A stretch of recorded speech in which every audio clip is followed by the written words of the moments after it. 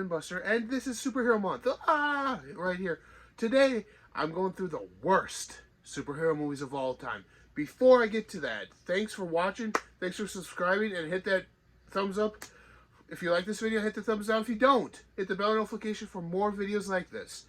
As I said, I'm doing the worst superhero movies of all time. And the reason I'm doing this is because this is a highly debated topic. I can sit here and say, oh, these are the ones I hate right here. Well, that's my list. And let me paraphrase this right now. When I started this video, doing the script for this, I went through 10 different sites, finding 10 different worst lists. That's over 100 movies. There are some that had some ones that were probably rotated around, but I'm like, there has to be an easier way for this. And after doing that, I'm like, let's check out Rotten Tomatoes. I know what you're saying. Rotten Tomatoes is not necessarily accurate, but it does give you a good list of the 10 worst movies ever. And I gotta say, I've seen all but one of these. I kind of agree with this list, more so than anything else. So this is kind of an unbiased list. So without further ado, let's get into it. Our first worst movie, so number 10, if you're counting down from 10 to 1, this one comes in at 12% on the Rotten Tomatoes scale. This is 1997's Steel, starring Shaquille O'Neal. That's right, Shaq played a superhero. Let's read the back, shall we? With awesome weaponry and big hard style, NBA superstar Shaquille O'Neal unleashes a Shaq attack. Yeah, they even use a Shaq attack premise in this movie. Of heroics and humor in this jovial action adventure based on the popular DC Comics character. Yes, when this movie was created, Steel was a huge thing because Superman just died. John Henry Irons, who ends up becoming Steel, ends up taking the mantle of one of the Supermen and ends up being one of Superman's greatest allies after his return. This should be a good movie. Justice, Street Smarts, Payback, Metallurgist John Henry Irons, which is kind of true of what he is. I don't believe Shaq plays a metallurgist pretty well, though. Vows to claim them all when a renegade military regent, played by John Nelson, puts new super weapons in dangerous hands. Helped by electronics was Annabeth Gish in kind of an Oracle / Barbara Gordon role without mentioning that it is Barbara Gordon. It's kind of iffy there. Got to play with that character. And imagine a scrap metal worker, Richard Roundtree. Yes, you have Richard Roundtree kind of playing a scrap metal worker who helps him build the suit. Irons becomes Steel, wearing a body armor, wielding a fearsome electrical hammer, and riding a gadget-packed motorcycle. Yes, this one doesn't even fly, which would be more terrifying if you tell me a guy Shaq size flying in the air. Oh, that would be more terrifying than him riding up on a motorcycle, in my opinion. He is ready to wage war if he can fix the untimely glitches in his untested gear. You'll all be cool now, the good guy hero tells two crime victims he rescues. There'll be a lot of thrilling before Steel himself can start chilling. That's really the back of this. I just read the back right there. That's really what the back of this says. And it says right up here up front, Man, Metal, Hero. I've seen this movie. Steel's a badly acted movie. Yes, Shaq is a bad actor. Like if it was Shaq now, yeah, it might have been more enjoyable. The movie indulges not only superhero cliche, but also movies of the week, like TV movies of the week. Yeah, this guy has the same cliches in there. I mean, if you see here, right there, Shaq with the hammer, which is kind of cool. You would see a Superman flying around with a hammer. You'd be like, oh, this is Steel. Okay. Well, at the time of the comic books, he was Man of Steel, so they just call him Steel. Yeah, I can see why this is on the list. And Craig said this was 12%. Oh, boy. I'm not looking forward to what else is on this list. Let's continue. The next one comes from 2005, so something a little bit more recent. It is a sequel. There are a couple sequels on this list, by the way, just to let you guys know. This sequel is one of a movie that doesn't get the love it deserves. Yes, the writing was bad of the original. The direction was bad. The editing was bad. But Ben Affleck and Colin Farrell made the best of it. I'm talking about Daredevil. But this one, coming in at 11% on Rotten Tomatoes, is other than the sequel of Elektra. This one states, Superstar Jennifer Garner proves that looks can kill as the sexiest action hero ever to burst from the pages of Marvel Comics. Elektra, nah, Psylocke. Look up Psylocke. You'll thank me later. Restored to life after sustaining mortal wounds in Daredevil. Yeah, so we have comic book resurrections here before. Well, even multiverse is bringing back characters. Trust me on that. Multiverses are going to bring back characters that we thought were dead. Elektra now lives for only death as the world's most lethal assassin, but her latest assignment will force her to make a fateful decision to the ultimate battle between good and evil. Oh, Jennifer Carter habits to roll with earnest gusto. She does the best she can with this. But Elektra's tone-deaf script is too serious and bereft of intelligent dialogue to provide engaging thrills. So in other words, just like its predecessor, Daredevil, the writing sucked. Jennifer Garner did her best with this. Say what you will. Yeah, that's why it's on DVD, because I don't want to own anything past this, because it's horrible. I just didn't like the fact that, oh, they rose it. Why did we kill her off in the first place, Marvel? Why do you kill off all your heroes and villains? Tell me that one, Marvel. Answer, comment down below, Marvel. I'm calling you out on this video. Why do you kill off your heroes and villains? Anyways, this next one I don't own because the DVD is just ridiculously priced. It's a sequel to this guy right up here of The Crow. It's Crow 2 City of Angels. I don't have it, so I'm going to put the picture somewhere up here of the poster or the cover art. Here he goes. This comes in at a whopping 11% on Rotten Tomatoes. I'm going to read you what the premise is like I've been reading on the back of these guys. Here we go. After mechanic Ash and his son witness a murder, they are captured and killed by a drug lord, Judah. Soon a young artist named Sarah meets Ash, who has just returned from the dead. Sarah, who has known a man resurrected into the vengeful warrior Crow years ago. Yes, that same Eric Draven there. Explains to Ash that he is now the Crow. Ash sets out to get revenge by slaying Judah and his minions, but Judah discovers the Crow's power and craves it for himself. This sequel could have been good, but the untimely death of Brandon Lee caused this sequel to not be Eric Draven anymore. Caused it not there. This is actually a comic. City of Angels is actually from a comic book. It is the Eric Draven story arc in the comic book of him avenging another death and avenging the wrongs in his life by doing this. The Crow City of Angels is a sloppy pretender that captures neither the mood nor the energy of the original. This is a classic. Fans love this one right here. They don't so much love this one. I don't love this one. I love that one. The Crow is nice. The Crow is perfect.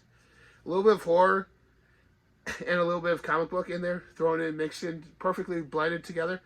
This one, number 2, just fails in comparison. The next one is another sequel. Yes, we have 3 sequels in the row from Boom Boom Boom Boom. This one is ranked number 7, and it is at 10% on Rotten Tomatoes. It is right here. No, it's not all of them. It is a Superman movie. Before you guys are saying, oh, it's the Brand Roth Superman Returns. No, you'll be shocked by this one. And I know I'm probably going to get a lot of slack from Kal-El Daily on this one. But it's Superman 4, The Quest for Peace. Right there. This one could have been good. I mean, you get a Superman film where the villain, not only is Lex Luthor, again, played by Gene Hackman, which is perfect, by the way, but you also get a nuclear man who could have been Superman, one of Superman's greatest foe in this world. In this world, it could have been Superman's greatest foe. However, that doesn't happen. It kind of is a macabre of trying to be a villainous Superman and trying to just be an all-around bad guy, like 90s action bad. Yeah, kind of that same way. It's like, oh, I can do everything you can do. I'm just better. Think of it like Iron Man 1. Think of it kind of like a lot of these superhero movies we love now. How their villain in their first movie was kind of like them. It's kind of the same premise here. Superman series bombs out here. The acting is boring. Christopher Reeve does the best he can. You can kind of tell that he wasn't into the script at all. The special effects are look a lot cheaper. I mean, you just got off of Superman 3 with Richard Pryor, and those special effects and some practical effects there were amazing. This one here just looked like, hey, let's just rush it. Let's just do a quick money grab. Let's rush the special effects. And none of the actors appear interested in where this plot is going. You're talking Gene Hackman, Margot Kidder, and Christopher Reeve. They don't appear that they're enjoying this movie. And that's sad because I personally don't like 3. I think 4 is all right. I see why it's on this list, but I don't agree with it. I don't like 3 just because it kind of like, with Richard Pryor coming in, it kind of changes the tone of the movie of it. I understood where they were going with 3 though. It was different than, hey, look, he's battled Kryptonians in the last 2 movies. So let's give him something different to battle. This one kind of could have went along with 2 and the first one more so if this one was the 3rd one and not the 4th one. Quest for Peace. It was all a political movie where they talk about the arms race, the nuclear arms race, and that's why Nuclear Man's created, and yeah, it's bad. It's very bad. I don't want to talk about it anymore. And I thought these were going to get worse. Here comes the next one. This was from 2015, so not too long ago, 7 years ago. Ranked 6 at 9%. Yes, you probably know this one. Fantastic. Yeah, Fantastic or Fantastic Four. Yeah. This is the one with Michael B. Jordan and Miles Teller. See, right there? Yeah. Here we go. The Fantastic Four make a triumphant return with Marvel's Next Generation of Heroes. This is a remake. It's not their Next Generation of Heroes. It's a remake. 4 young outsiders who teleport into an alternative universe. There's the multiverse again. Right there. Their physical forms altered in shocking ways. Their lives changed forever. Reed Richards, Mr. Fantastic, Sue Storm, the Invisible Woman, Giant Storm, the Human Torch, and Ben Grimm, the Thing, must harness their incredible new powers and work together to save Earth from a former friend turned enemy, the infamous Doctor Doom. I kind of like the premise of going to another multiverse and getting their powers, but yeah. It was horrible, and I just like how Thing was in a suit in this one, but I think Michael Chiklis played Ben a lot better than this. In fact, I think the original cast of Ian Griffith, Jessica Alba, and Chris Evans are a lot better than this cast, even though you have some big stars in here now who've gone on to do different things. Yeah, I think that one's a lot better than this one is. But I digest because... Full and dull and downbeat, this Fantastic Four proves a woefully misguided attempt to translate a classic comic book series without the humor, joy, or colorful thrills that made it great. That's where... Okay, Marvel, listen closely. And comic book fans and movie fans alike, listen closely to this. This and the other 2 are the reasons why Fantastic Four movies are hard to do. Make it a TV show. Make us love the characters of the Storms, of Reed Richards, Ben Grimm, even Victor Von Doom. Throw them all in there in a TV series. And at the end of the first season, have them get their powers by the accident in the galaxy. Have them get their powers that way. Then you can do a movie. You've already invested in these characters. People know these characters. And then you invest in the movie and then they already have their powers. Because how are you going to explain them not being there when the Chitauri invaded or when Thanos invaded Earth? How do you explain that one? Multiverse! Bring them in from another multiverse. That's the answer for everything going forward. Oh, these guys don't exist. Let's bring them into another multiverse. Yeah. Okay, I'm digressing here. I'm ranting. That's another video. You want to hear my thoughts on the multiverse of Marvel? Comment down below if you want to hear that video. It's going to be a doozy if you want to hear that one. I can rant forever on that. So I'll continue on. The next one's also at 9% and ranked number 5. This was from 2004. It's Halle Berry and Sharon Stone. So you think, oh, it's going to be a good movie with 2 beautiful women in it. No, it's Catwoman. Right there. Halle Berry played the second black Catwoman, because in the Batman TV show right here, Eartha Kitt was the first. You kind of see where they were kind of going with this in that aspect. But... here, let me read the back for you. Patience Phillips is dead, and more alive than ever. Murdered after she learns a secret behind the cosmetic firm's anti-aging cream. Kind of like how Michelle Pfeiffer kind of died in Batman Returns and came back as Catwoman. She's revived and empowered by mystical felines. She's now on the slinkly prowl of adventure and revenge. She's Catwoman. Academy Award winner Halle Berry plays a sleek, whip-cracking feline fatale. Benjamin Brand is a cop between the romance and duty, and Sharon Stone is the ice-blooded supermodel with something to hide in a kinky and stylish Catwoman. With cat-like grace and a knack for landing on her feet, a passion for sushi and loathing for dogs, Barry is the perfect force to be reckoned with. She's action with attitude. Like I said, we know Halle Berry is a great actress. We know, and this is her first foray into the comic book, though. She was in the X-Men universe. We know how she could be as Storm. We know that this was a misguided attempt to do a first villain movie. Joker is amazing. Catwoman, not so much. Halle Berry's the lone bright spot in this entire movie, but she can't even save this laughable action thriller. This falls under the Green Lantern and Daredevil. It falls under with those two too, where Halle Berry is doing the best she can with what she's given. Is it horrible? Yes, I hate this movie more than I hate those other two. Will I rewatch it? Halle Berry's good looking. Yeah, I will rewatch it for that reason. Green Lantern, I rewatch it because I like Ryan Reynolds in that role. Daredevil, I rewatch because it's Ben Affleck as a superhero. I like that. I also like Michael Clark Duncan as Kingpin in there. But with this one, yeah, she's the best thing of this movie. And that can't even save it. So, I'm sorry. Sometimes an actor makes a movie. Sometimes the movie just hurts an actor's career. Yeah, there.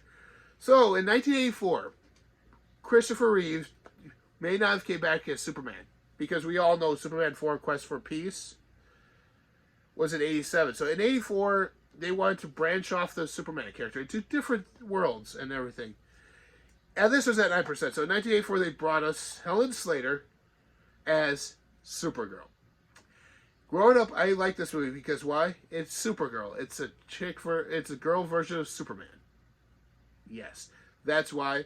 And I mean, yeah, her costume nowadays it would be like, yeah, why is she wearing a miniskirt flying around? I kind of like what they did with the Supergirl TV show and the new one with the new Supergirl coming out where it's like the Kryptonian bodysuit. Yeah, I don't mind that at all. I just never understood this. The effects are cheesy, and Supergirl's wide-eyed, cheesy her hero simply isn't interesting to watch for an hour and a half. Now listen here. When the planet Krypton was destroyed in a cosmic holocaust that claimed its great civilization, Kal-El, known to the Earth as Superman, was believed to be the only survivor until now. So you just changed Superman as being the last son of Krypton, and having Supergirl come in here. Oh, what is she, the last daughter of Krypton? Oh, let's get them married. They're cousins. It's not going to happen. It's not going to happen. It's not going to happen. Safely into the void of inner space, as the Kryptonian city of Argo, saved by the scientist Zoltar, and powered by the magical Omegahedron. But now the city's vital power source has been lost, and the only one courageous person can retrieve it. Her name is Kara. On Earth, she is known as Supergirl. Standing in her way is the evil sorceress Selena, played by Faye Dunaway, who has taken control of the fantastic power source. With her superpower black magic, and the villainess is bent upon nothing less than the world domination. Can Supergirl retrieve the Omegahedron before it's too late? Supergirl features an all-star cast: Faye Dunaway, Peter O'Toole, Hart Bachner, Peter Cook, Mia Farrow, Brenda Vaccaro, Simon Ward, and Helen Slater as Supergirl. Yes. Right here, it's Supergirl. But you see? Yeah. She's not from Krypton. She's from the city. She's from the planet of Kandor, which is the neighboring sister planet of this. Yeah, it suffered the same fate as Krypton because it kind of exploded with Krypton. But she's not from Krypton. Her physiology is the same. You just made it. I understood what you were trying to do here. I understood what they were trying to do. They're trying to make a female superhero that little girls could relate to, and it didn't work. I mean, you had in the 70s, you had Wonder Woman, which is better. You had the Bionic Woman, which was better. This just felt like a misguided attempt to like, hey, Christopher Reeve doesn't want to do Superman anymore. Let's make it Helen Slater. What could go wrong? This movie. That's what could go wrong. Yeah, I mean, I don't have a good time rewatching this at all. It's in my collection because I have a massive superhero collection, so I need it here. But yeah, I don't enjoy it one bit. This next one is one that is also another sequel. We all love The Mask, starring Jim Carrey. This one came to us in 2005, starring Jamie Kennedy and Alec Cumming. Say what you will, that should inhibit it to be a great movie. Yes, it's Son of the Mask, right there. Son of the Mask, the bomb one. Alright, a decade after wreaking havoc in Edge City, the legendary Mask of Loki finds its way to cartoonist Tim Avery, played by Jamie Kennedy, whose new son is born with the mask's spectacular powers. But the big trouble begins when Loki, or played by Alan Cumming, I'll show you guys some pictures here in a moment, comes looking for his mask. He's willing to do whatever it takes to get it back. So you see right there? He's a cartoonist, there's Loki, there's the mask, and the baby has the powers of the mask. Now what's the point in having the mask in there if the baby has the powers of the mask? I understood there were more stories you could tell with the mask, how big of a hit the mask was and how many fans loved it. You wanted to do a sequel, you wanted to do a cash grab, that's all this movie was. It was a cash grab. Yeah, it's not a good movie at all. Son of the Mask, overly frantic, painfully unfunny, and sorely missing the presence of Jim Carrey. And the charm and charisma of Jim Carrey as well, too. Yeah, if Jim Carrey was here, it might have been better. Who knows? It would have been an actual sequel because they would have still had to be Stanley Ipkiss, who is the actual character of the Mask in the comic books, not Tex Avery. Which is funny because Tim Avery is a cartoonist. It's a playoff of Tex Avery, who's a cartoonist who created the wolf who Jim Carrey turns into in the scene with Cameron Diaz when he first sees her. Oh, that wolf? Yeah, that was a Tex Avery wolf. And Tim Avery is a cartoonist, which I think is a kind of a great homage there. Just a little trivia if you guys did not know that one. This next one, 2000s, had a horrible movie run of superhero films until Marvel, until Marvel getting right at DC doing proper Batman and proper Superman stuff. The next one is Tim Allen. No, it's not Buzz Lightyear. No, it's not Toy Story. Fun for all ages, superpowered laughs. This is Tim Allen, Zoom, Academy for Superheroes. The title sounds like it could work. It's Academy for Superheroes. So it's kind of like Professor X's School for Gifted Youngsters. Kind of, but not quite. Let's read this. Buckle up and prepare for a ride that's on this road when Earth is threatened with imminent destruction. Yeah, always with imminent destruction, the Earth. Why? I don't know. Is there something else superheroes could come by instead of Earth's ultimate destruction?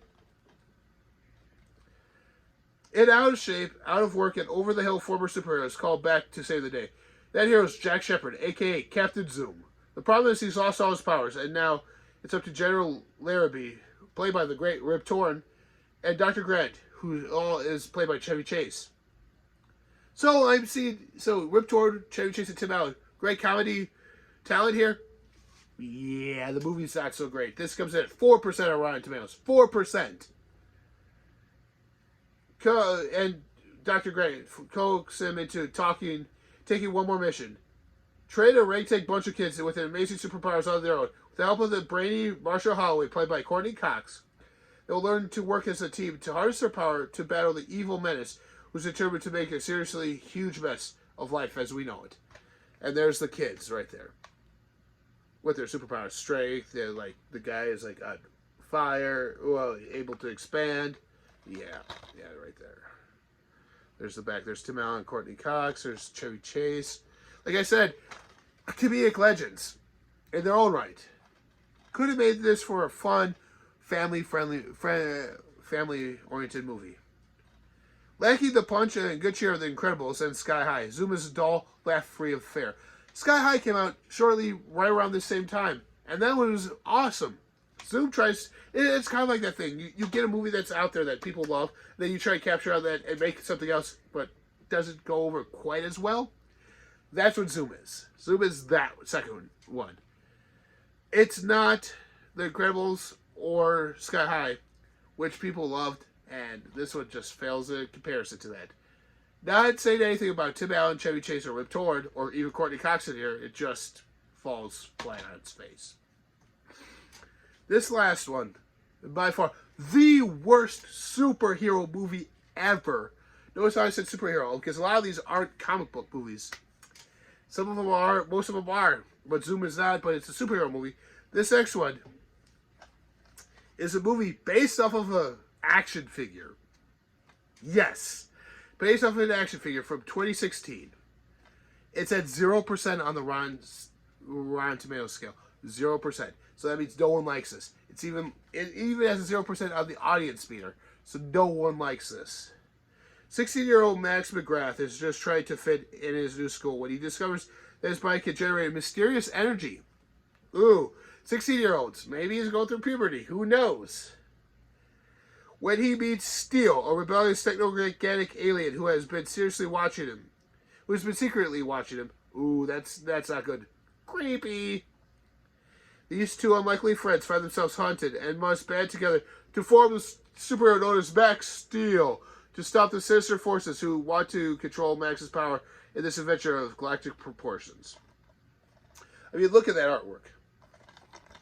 That's looking like you're in for a good time, doesn't it? No. Ben Whishaw, Maria Bella, Josh Brenner are all in this movie. Bereft of characterization for even satisfying Rock'em Sock'em, Max Steel feels like you're fronting action figures without any childhood imagination. It's like you're playing with the same action figures without any childhood imagination. Like I said, Max Steel was based off of an action figure, and they made a movie. And you don't, because kids who play with action figures tend to go on wild and crazy adventures with them. And when you make a movie solely based off of that action figure, and you've had so much fun with that action figure, you have this big expectation to live up to, and this movie doesn't deliver with that. Well, and this gave me a headache. I hope you guys enjoyed this video. I want to hear what you guys think are the worst ones. Do you guys agree with this? The way I went about the list? Comment down below. You guys think I missed anything? Comment down below of what you guys think are some of the worst superhero movies ever. Until next time, right here is Superhero Month, right here on the BINBUSTER channel. And remember to keep it super.